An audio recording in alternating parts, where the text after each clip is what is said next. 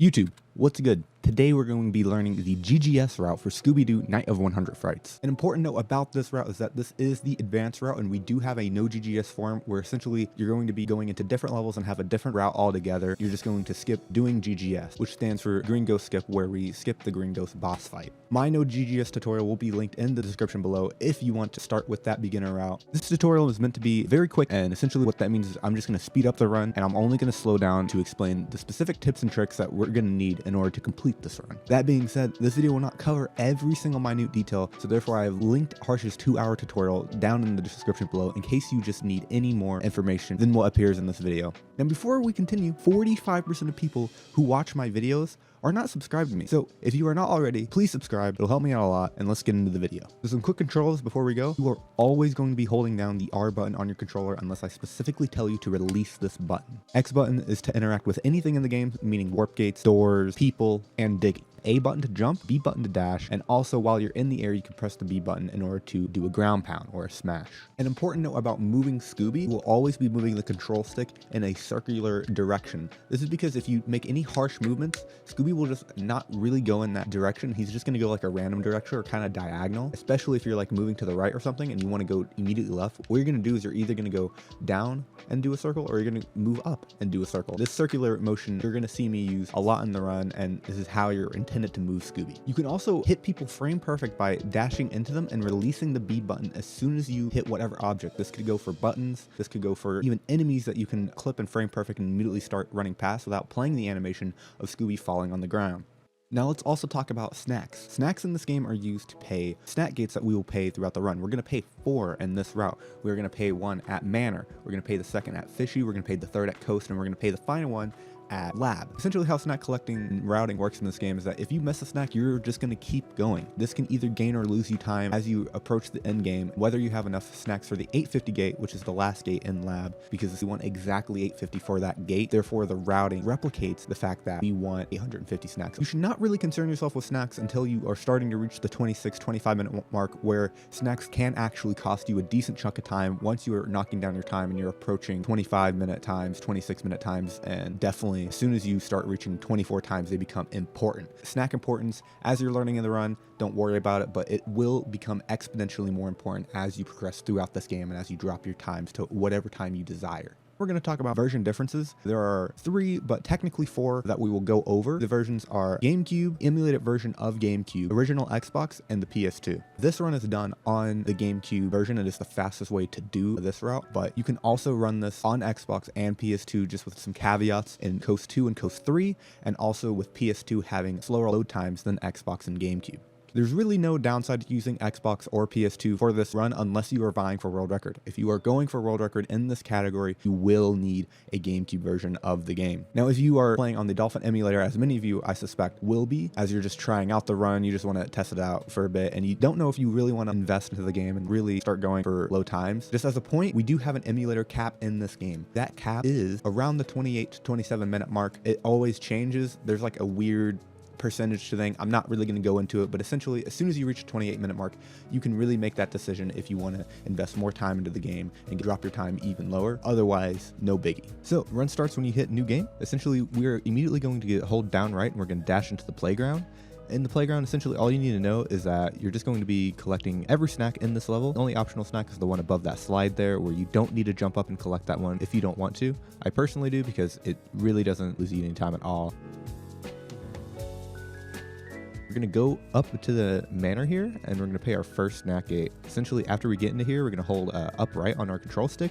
We're going to bit into the cutscene, and then you're going to hold right and roll up here. And then you're going to do what's known as chandelier jump, where we just do a full jump on the chandelier. You can miss this a little bit, as you see, as I did. I kind of fell a little bit, but you can hoist yourself up on an invisible ledge there. Ideally, you just want to land on it completely.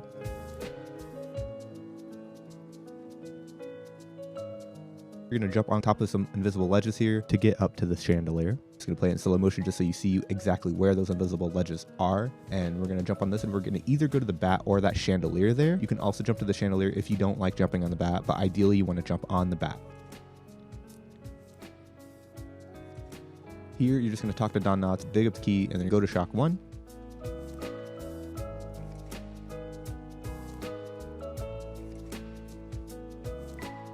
Up here, you're going to see a trick where we're going to actually release the R button for the first time in this run. So as soon as you reach the second barrel, you're going to release the R button right here, and then you're going to jump up to the roof. And essentially, we're going to try to make a cycle at the end of this level called Rat Cycle, where we run through these rats, and essentially we want to be able to, at the end of that, just walk through the rat instead of having to jump over the final rat. Here I'm going to cut in a little bit of Snowy Moogle's runs just so you see the rat cycle that you're intended to get. His Twitch name is twitch.tv/SnowyMoogle. Check him out. His link will be in the description. I'm going to use actually a couple of his clips throughout the run, as you're going to see right here. We're going to use another one of his. Snowy did this level better than I do, and he also does it differently. So right here, he's going to just jump on that one ledge and jump off. Me personally, I jump all the way up because it's more consistent to do that and also easier. This next trick is called Rubberband skip, where essentially you're again going to release the R button and jump up to this box here, and then you're going to roll off of this and jump up and get that snack box there. You can either roll off like Snowy does, or you can do what I do, where I jump once and then I jump off. I find my way to be a bit easier than just rolling off, but you can just make the call for whichever one you prefer. So up here, you're going to see me pass a warp gate. You need to hit this warp gate in the run if you are planning on doing pause storage, which we will get to in just a second. So right here, essentially, you're going to be getting this snack box if you are doing pause storage. And if you are not going to do pause storage, then you will ignore the snack box and just come back for it later. So up next, we're going to do a trick known as tar strats, where essentially we're going to start a metronome when the loading screen appears, set that metronome to 78 beats per minute, and jump on the 5th beat of it in order to jump off the tar in a 2-frame window in order to get 5 extra snacks. It is imperative to note that this trick really isn't important, and if you miss it, it doesn't cost you any time. It costs you about 2-3 seconds, and you lose out on 5 snacks. This trick is really not important to the run at all, and you can definitely get by with just not doing it at all, but it's definitely worth an attempt because if you get it, you get 5 extra snacks, and that's kind of pog. For the people not doing pause storage, essentially you're just going to fall off, death abuse, and then when you death abuse, you're going to warp back to the beginning of whatever level you're in. You're going to leave, and then you're just going to backtrack to the warp gate that you passed before. You're going to get the snack box that you didn't collect before. And essentially you're going to go up to this warp gate, you're going to warp back to Mystery Machine, and then you're going to meet up with the other people who did do the pause storage trick. So now we have reached the trick known as pause storage. Essentially, all you need to know about this trick is that it is GameCube exclusive. A note for anyone using emulator, you cannot do this trick. So instead, I'm going to put a timestamp up here above where you can just skip and bypass the entirety of the pause storage discussion. Now for the people running on console, this trick saves about 20 seconds. This is an optional trick just because of the nature of it literally resetting your game if you mess up. But the trick is honestly not that inconsistent. And once your pullout game is strong, you should be good to go. And by if your pullout game is strong, I mean you're literally unplugging your controller from your console. When you pull out for this trick, what I do is I have my Wii under my monitor, so there's a bit of stability when you unplug it. But if you put your GameCube or your Wii on the floor, you can just put your foot on it and you can do the same way. Essentially, you're just going to want to ground your Wii or your GameCube, whichever console you're using, so it doesn't move when you're unplugging and plugging back in. Now this creates a dialogue that says, hey, plug back in your controller, forehead. We are going to abuse this dialogue option by when we unplug it, we're going to press A at the exact same time. This is going to cause a sound to play that sounds kind of like this. And if you get that sound, that means you have done it correctly. If you don't get that sound, you will know because you will be in the main menu, or it will just say, hey, plug back in your controller, forehead. After you have successfully heard the sound, you're going to plug back in the controller, press pause button twice at the same time as you plug in your controller, press the Y button, and then you're going to press up twice on the D-pad, and then you're going to press A, start, scroll down twice to the options menu, and then you'll be in the warping menu where you will be able to move and warp freely to anywhere in the game, but specifically we are going to go back to Mystery Machine.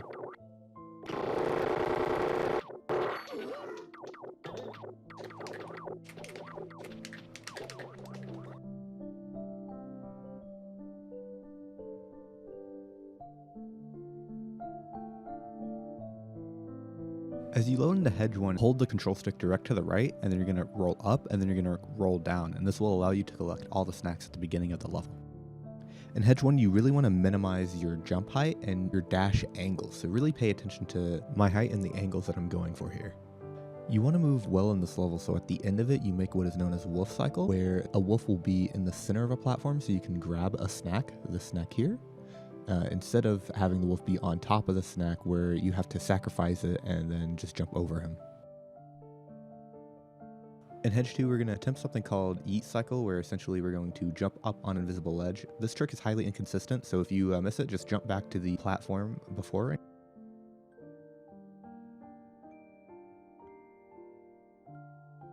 Up here, we're going to do a trick called bridge jump. You're going to jump off of some invisible ledges here, then you're going to jump up to the top of the bridge. I do a setup where I go back a little bit and then I jump up. Other runners roll up the side of the bridge and then they jump on the invisible ledge. Either way works, just your preference of which you find to be more consistent.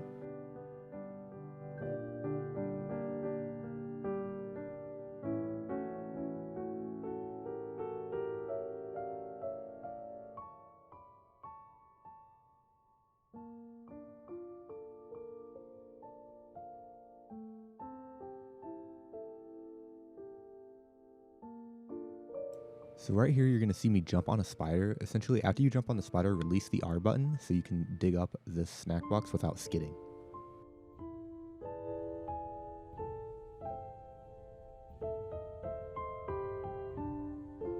Up here is a trick called SCS, and essentially you just hold up left on the D-pad and you clip through the gate. As long as you are brushing up against the wall, you should get it relatively quickly and consistently. Some runners prefer to jump, hold up left, and rub against the wall, and they find that you can get insta-clips more consistent there.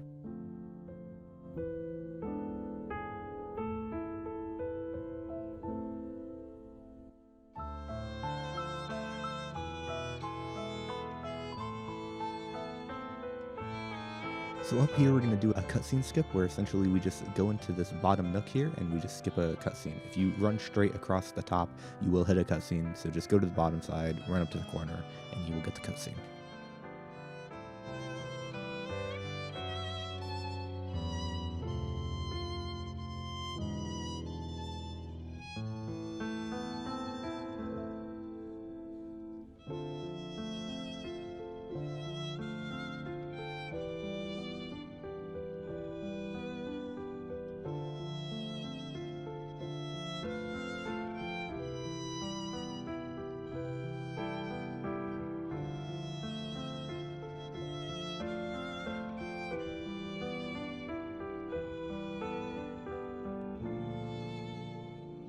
At the end of Skull 4, you're going to try to make a cycle where if you make it to this platform at the end fast enough, you can dash off of it, or you can just walk off of it. Here you will see me have to jump because I didn't quite make the cycle because I did get hit by that boulder.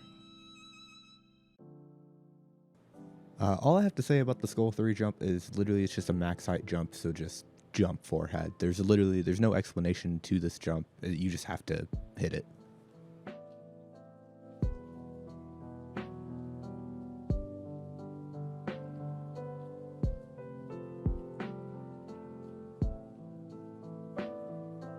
Going into Fishy 2, what you're going to do is you're going to wait for half a second before going so you can dodge this fish.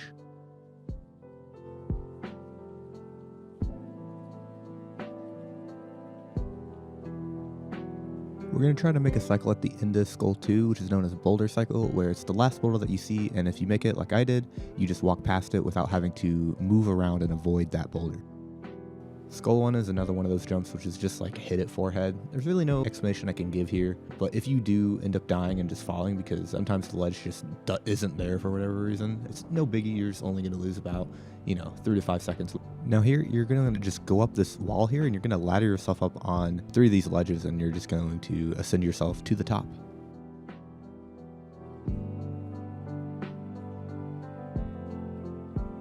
In this level, I'm going to be showing Snowy's run again because we're going to make a cycle here called Boulder Cycle, which I did not in my PB.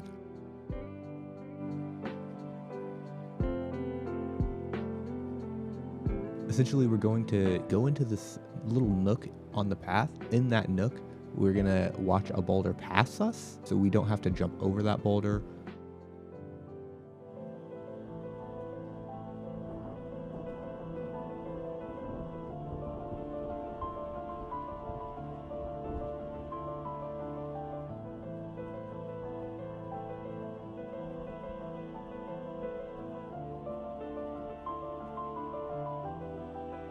So now we're going to warp to Shock on the Dock 2, where we're going to do a Galoshes skip. You want to aim yourself a bit upright here, jump on this barrel. You're going to roll off of it, and then you're going to jump over and into Fishy 1.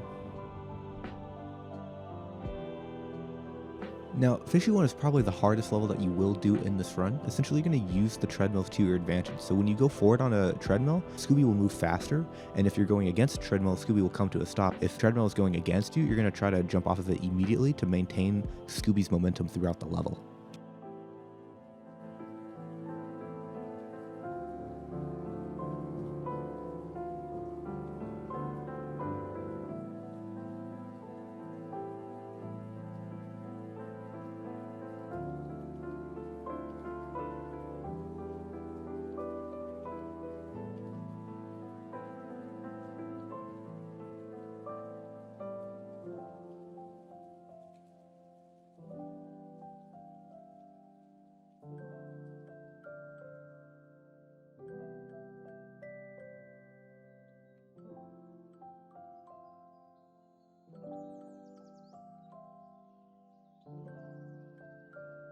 Up here, when you spawn in Fish 3, you want to immediately hold right and immediately start running, and then jump to the ledge. If you don't immediately start running, you will not make this cycle.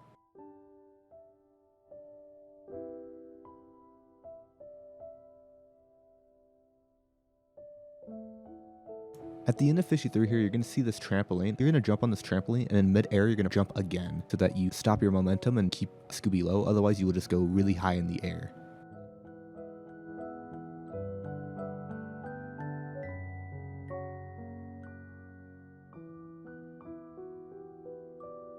So up here at this gate, this will be your first snack checkpoint. You want to be ideally at 1010 snacks here, or at the very least above 1000. Going into the next level, you want to hold left and immediately jump so that you can collect all these snacks quickly.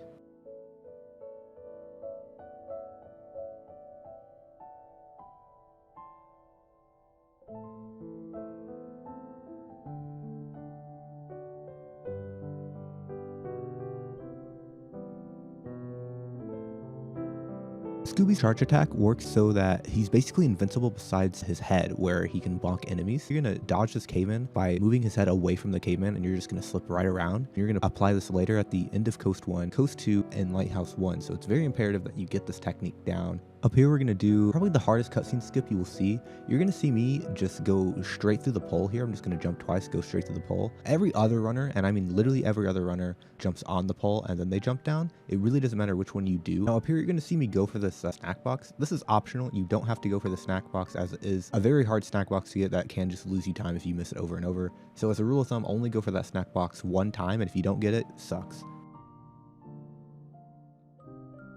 And just as a tip, if you die in Coast 1, you're going to see up here the keys that you are going to be picking up. If you die, they are going to be in the air versus being on the ground. So you will have to adjust how you walk through this level if you do die.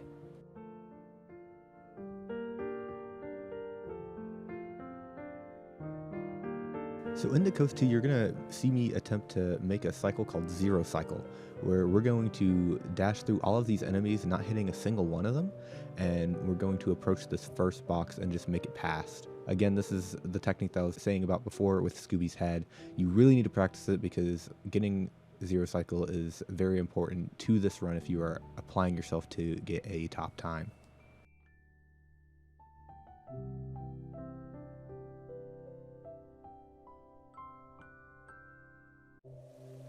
Up here, you're going to do what is known as coast boats, where you're going to hit this flying fish and you're going to become Great Dane Jesus, and you're just going to walk across the water to the back site, and you're going to pick up the snacks. An important notion is that there are two different versions of the GameCube game, where one has an invisible bag and one doesn't.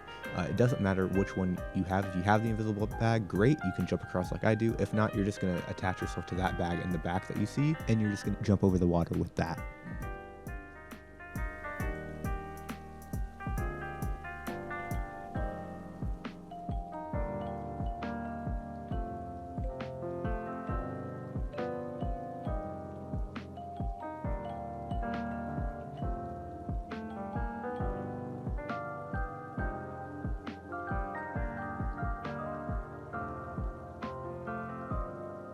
So as you go into Lighthouse 1, you're going to want to hold left. This will be the first instance of button clipping. So right there, you can clip on the button by releasing the B button as soon as you hit a button or an enemy for that fact, and you can clip off of them without playing the bonking animation. You should go for these always, and they save a bit of time, but are no means really necessary in order to learn if you don't want to.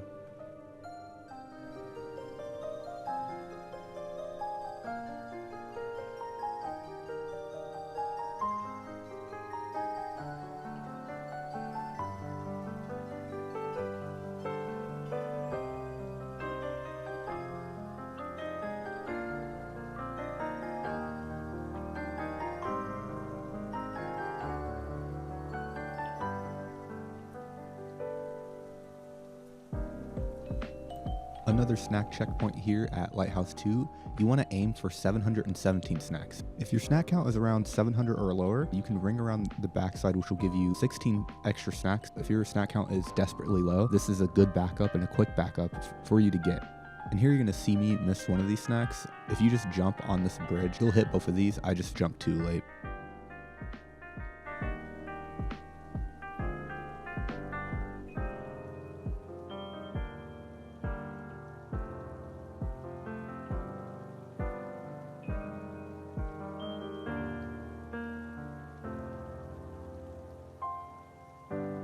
So when you load into Creepy 1, do not move in the direction on the control stick until you are near to the ground, otherwise you will hit the bats as you spawn in. And you're going to see me go for this invisible snack box. You can either drop down like I do, or you can do what Snowy does, where he gets hit by the bat and then Jesus walks on the water in order to get said snack box.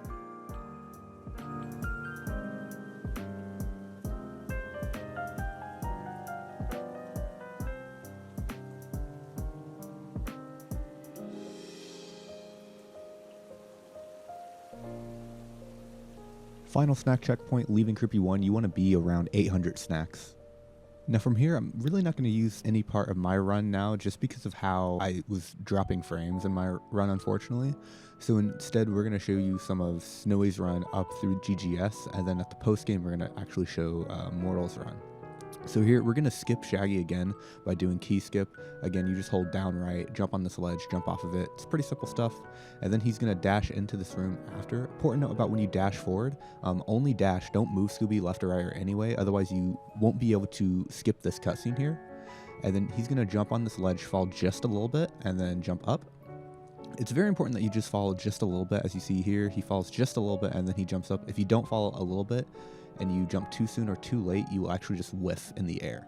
Next is GGS. With GGS, you're just going to do pretty much 2 max height jumps onto the first ledge and then to the second ledge. The most important one is the first ledge that you jump to. You're going to have Scooby fall just a little bit on the first jump. So you're going to jump, fall just a little bit, and then jump again. And by that, like, you can see Scooby tilt forward just a little bit. So when he tilts forward, that's when you want to jump. So basically, as soon as you see him start to move down, you want to jump again. When you get onto the ledge after doing that, you're going to wait like half a second, like maybe like a very short amount of time, just so that you can see Scooby securely land on the ledge.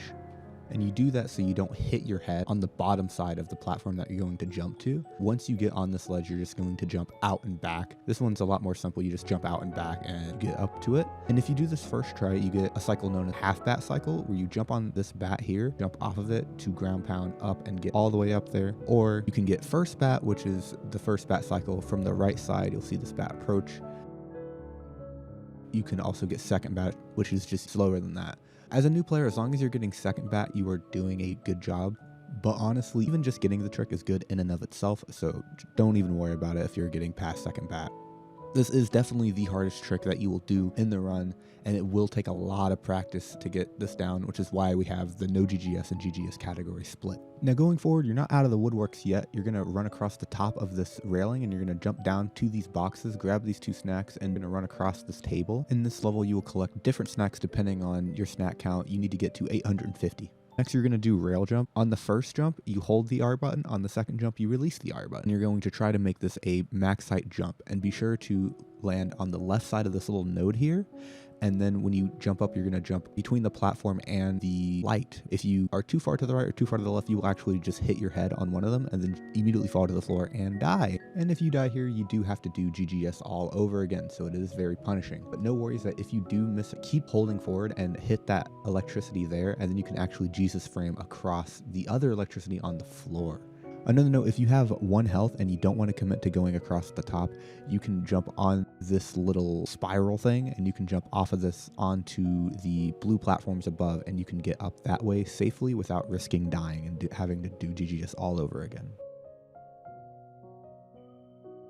So up next, we're going to do a trick known as Lito skip or lab skip, where essentially we're going to ladder ourselves up on the backside of some invisible ledges. You're going to go out, back, then you're going to roll down to the bottom right, and then you're going to roll up to the top right notch, jump onto another ledge, and then you're going to jump up to the bridge. So right here, you're going to see me go out, back, and then jump up. Here it is in slow motion, out, back, then I'm going to jump out and then jump back, and then I'm rolling to the bottom side, and then I roll up into the top right notch, jump on that invisible ledge there, and then jump up to the snack gate. Important note is that if you are 5 snacks under here, you can get the snack box up here. That is pretty fast and will be useful to make up some snacks. In this room, we're going to ignore Shaggy, hold up left on the D-pad, and jump through the door in the back of the room here.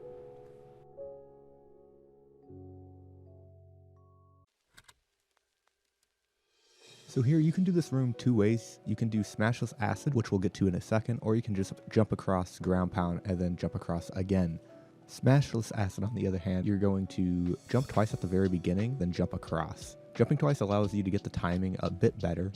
This is also taken from TFX Mortal. I recommend, as you're starting out, to not go for smashless acid. It's really only a trick that Mortal goes for himself. Personally, I only go for it when I know that I need it in order to PB. Most people don't go for it because it is risky, as you can just miss it and die and lose a bunch of time, rather than if you did the safe strat, which is to just smash.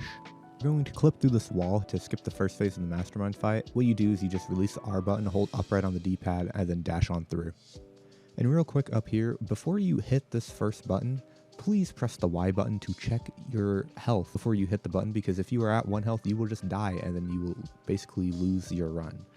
You can see the food source up to the right there. You can grab that in order to regain your health and then hit the button. Up next, Mortal does a very good demonstration of how button clips and enemy clips can save you time, especially in the Mastermind fight. And again, how you do these is to just release the B button as you hit either an enemy or a button. So here you're going to see him go for a button clip here, he's going to get it, and then he's going to hit the other button. What this does is that it doesn't play the animation for you setting down, and you can also do this on enemies, as he's going to do right here, where he, again, clips past the enemy, doesn't fall down, therefore speeds up the amount of time that he's spending in the Mastermind fight. As a new player, you should attempt to go for this, but maybe don't go for the monster clips, because those are very much harder than just doing the regular button clips there. This is optional, but if you really want to add some flair to your gameplay, these are very good to go for. Other than this, you just hit Mastermind into the electricity and then you're done. Mastermind does have a little bit of RNG to where he spawns, but usually it's only going to affect your run by about 5 to 10 seconds, so it's not that bad.